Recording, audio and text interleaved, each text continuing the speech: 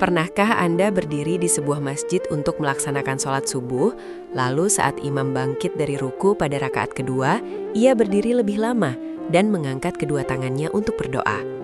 Sebagian dari kita mungkin merasa tenang mendengarkan doa tersebut, namun sebagian lainnya mungkin merasa bingung atau bahkan merasa ada yang salah. Pertanyaan yang sering muncul di benak masyarakat adalah, apakah ini sesuai sunnah, ataukah ini sebuah bid'ah yang ditambahkan ke dalam agama?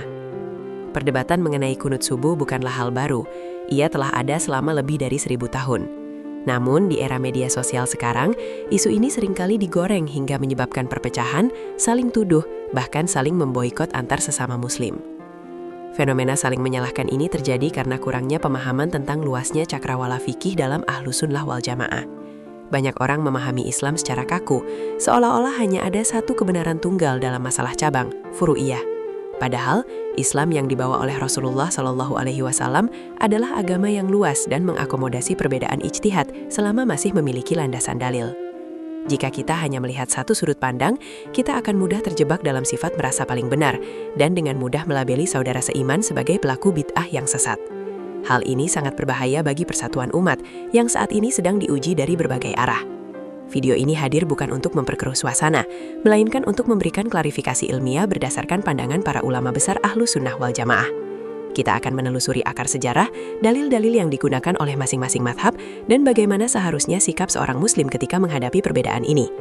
Kita akan belajar bahwa perbedaan pendapat di kalangan ulama adalah rahmat, bukan bencana. Mengatakan kunut sebagai bid'ah dolalah sesat adalah klaim yang sangat berat dan beresiko jika tidak memahami metodologi pengambilan hukum, istinbatul hukum. Oleh karena itu, mari kita lepaskan kacamata fanatisme kelompok dan mari kita simak penjelasan ini dengan hati yang lapang dan pikiran yang terbuka. Sebelum kita masuk ke penjelasan dalil, pastikan Anda sudah menekan tombol subscribe dan aktifkan loncengnya agar kita bisa terus belajar bersama dalam jalan ilmu yang lurus.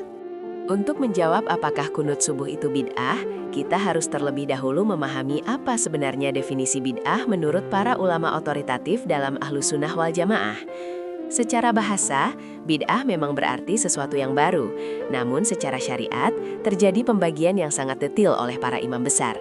Imam Syafi'i yang merupakan salah satu pilar utama aswajah, membagi bid'ah menjadi dua kategori besar. Bid'ah mahmudah yang terpuji atau hasanah, dan bid'ah majmumah yang tercela atau dalalah. Pembagian ini juga disetujui oleh ulama-ulama besar lainnya seperti Imam Izzuddin bin Abdi Salam dan Imam Nawawi. Bid'ah mahmudah atau hasanah adalah segala sesuatu yang baru dibuat, tetapi tidak bertentangan dengan Al-Quran, sunnah, atsar, perkataan sahabat, maupun ijma ulama. Contohnya adalah pengumpulan mushaf Al-Quran di zaman Abu Bakar, sholat tarawih berjamaah 20 rakaat di zaman Umar bin Khattab, atau penggunaan ilmu nahwu dan sorof untuk memahami agama. Sedangkan bid'ah dalalah adalah sesuatu yang baru dalam agama yang jelas-jelas bertentangan dengan dalil syariat yang ada. Dalam konteks ibadah sholat, sebuah gerakan atau bacaan hanya bisa disebut bid'ah sesat jika ia benar-benar tidak memiliki dasar sama sekali dari perbuatan, perkataan, atau persetujuan Rasulullah SAW. Lantas, di mana posisi kunut subuh? Kunut bukanlah sesuatu yang dibuat-buat dari ruang hampa. Ada puluhan hadis yang membicarakan tentang kunut. Perbedaan para ulama bukan pada apakah Nabi pernah melakukannya, tapi pada apakah Nabi terus-menerus melakukannya atau sudah menghapusnya. Ketika sebuah perkara memiliki sandaran dalil hadis, meskipun derajat hadisnya diperdebatkan oleh para pakar hadis, maka perkara tersebut masuk ke dalam wilayah ijtihadiyah. Dalam wilayah ijtihad, label bidah sesat tidak boleh disematkan. Sebagaimana kaidah usul fikih mengatakan, la yunkaru al-mukhtalafu fih. Tidak boleh ada pengingkaran dalam masalah yang masih diperselisihkan. Pemahaman yang proporsional tentang bid'ah akan menghindarkan kita dari sikap ekstrim yang suka mengkafirkan atau menyesatkan orang lain. Di bab-bab selanjutnya, kita akan melihat betapa kuatnya dalil yang digunakan oleh mereka yang menjalankan kunut, sehingga kita akan sadar bahwa tuduhan bid'ah adalah sesuatu yang tidak pada tempatnya. Mari kita bedah alasan mengapa mayoritas umat Islam di Indonesia, Malaysia, Mesir, dan banyak belahan dunia lainnya yang bermadzhab Syafi'i sangat tegur menjalankan kunut subuh. Bagi madzhab Syafi'i, kunut subuh hukumnya adalah sunnah ab'ad. Ini bukan sunnah biasa, melainkan sunnah yang sangat dianjurkan. Jika seorang imam atau individu lupa melakukannya, maka ia disunahkan untuk melakukan sujud sahwi sebelum salam sebagai penambal dari amalan yang terlewat tersebut. Mengapa Imam Syafi'i mengambil hukum ini? Beliau memiliki landasan dalil yang sangat kuat. Landasan utamanya adalah hadis yang diriwayatkan oleh Anas bin Malik R.A., seorang sahabat yang melayani Rasulullah SAW selama 10 tahun. Anas bin Malik berkata, Rasulullah Shallallahu Alaihi Wasallam senantiasa melakukan kunut pada sholat subuh sampai beliau meninggal dunia. Hadis ini dianggap sahih atau setidaknya hasan oleh banyak pakar hadis dalam mazhab Syafi'i.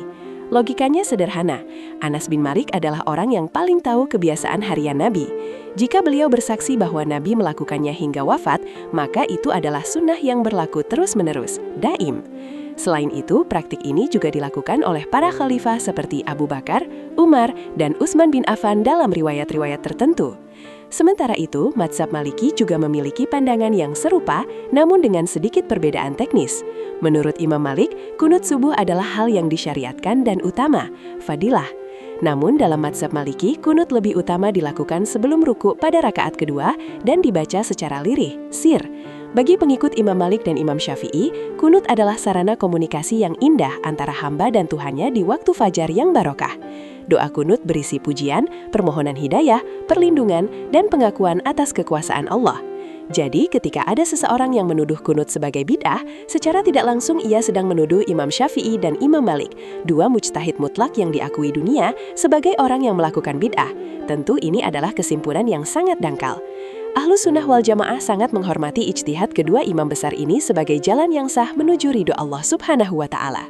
Setelah kita memahami mengapa sebagian ulama menyunahkan kunut, kita juga harus adil dan melihat mengapa sebagian ulama lainnya, yaitu madhab Hanafi dan madhab Hanbali, berpendapat bahwa kunut subuh secara rutin tidak perlu dilakukan. Penting untuk digarisbawahi bahwa meskipun mereka tidak menyunahkannya, mereka tidak pernah menyebut praktek tersebut sebagai bid'ah dolalah atau perbuatan yang membatalkan sholat. Ini adalah poin krusial yang sering disalahpahami oleh orang awam yang ingin membenturkan antar madhab. Madhab Hanafi berpendapat bahwa kunut hanya dilakukan pada sholat witir. Alasan mereka tidak melakukan kunut subuh adalah berdasarkan hadis yang menceritakan bahwa Rasulullah Shallallahu Alaihi Wasallam pernah melakukan kunut selama 1 bulan untuk mendoakan kehancuran kaum yang membantai para sahabat, kunut Najilah. Namun kemudian beliau meninggalkannya. Mereka berpendapat bahwa hadis Nabi berkunut hingga wafat adalah hadis yang lemah secara sanad atau maknanya telah dianulir, mansuh. Sedangkan madhab Hanbali, yang banyak diikuti di wilayah Arab Saudi, berpendapat serupa bahwa kunut subuh tidak disunahkan, kecuali jika ada najilah atau musibah besar yang menimpa umat. Namun mari kita lihat adab luar biasa dari Imam Ahmad bin Hanbal, pendiri madhab Hanbali. Meskipun beliau berpendapat kunut tidak sunnah, beliau pernah ditanya, "Bolehkah aku sholat di belakang imam yang melakukan kunut subuh?" Beliau menjawab, "Iya, tentu saja." Bahkan beliau memerintahkan makmum untuk ikut mengangkat tangan dan mengaminkan doa sang imam sebagai bentuk ketaatan kepada pemimpin sholat dan untuk menjaga persatuan jamaah. Inilah esensi Ahlus Sunnah wal Jamaah yang sesungguhnya. Mereka berbeda dalam hasil ijtihad, namun mereka tetap satu dalam ikatan ukhuwah. Mereka menyadari bahwa masalah kunut adalah masalah interpretasi dalil, bukan masalah akidah yang prinsipil. Bagi pengikut madhab ini, tidak berkunut adalah bentuk mengikuti jejak Nabi yang menurut mereka telah meninggalkan praktek tersebut. Keduanya, yang melakukan maupun yang meninggalkan, memiliki argumen yang bisa dipertanggungjawabkan di hadapan Allah. Masalah ini adalah masalah pilihan yang lebih utama, bukan benar versus sesat. Untuk memperluas wawasan kita, ada satu titik temu yang disepakati oleh seluruh imam madzhab dalam Ahlus Sunnah wal Jamaah, yaitu kunut nazilah. Seluruh ulama dari madzhab Hanafi, Maliki, Syafi'i, hingga Hanbali sepakat bahwa jika umat Islam sedang tertimpa musibah besar seperti peperangan, wabah penyakit, atau kezaliman penguasa terhadap kaum muslimin, maka disyariatkan untuk membaca doa kunut pada setiap salat fardu yang 5, termasuk subuh, zuhur, asar, maghrib, dan isya. Doa ini dibaca setelah ruku pada rakaat terakhir. Kesepakatan ini menjadi bukti yang sangat kuat bahwa melakukan doa tambahan di dalam sholat setelah i'tidal, berdiri tegak setelah ruku, bukanlah sebuah perbuatan yang asing atau dilarang dalam Islam. Rasulullah Shallallahu Alaihi Wasallam secara syahih diriwayatkan pernah melakukan ini selama sebulan penuh saat mendoakan suku Ril, Dzakwan, dan Usyayyah yang telah berkhianat. Jika penambahan doa setelah ruku itu dianggap bid'ah secara mutlak, maka kunut nazilah pun akan menjadi bid'ah. Namun faktanya, semua madzhab menerimanya. Perdebatan ulama hanya terjadi pada pertanyaan, bolehkah doa yang ada dasarnya ini dilakukan secara rutin di waktu subuh meskipun tidak ada musibah besar? Madzhab Syafi'i melihat bahwa waktu fajar adalah waktu yang penuh berkah dan saat di mana malaikat berkumpul, sehingga sangat layak diisi dengan permohonan hidayah secara terus-menerus.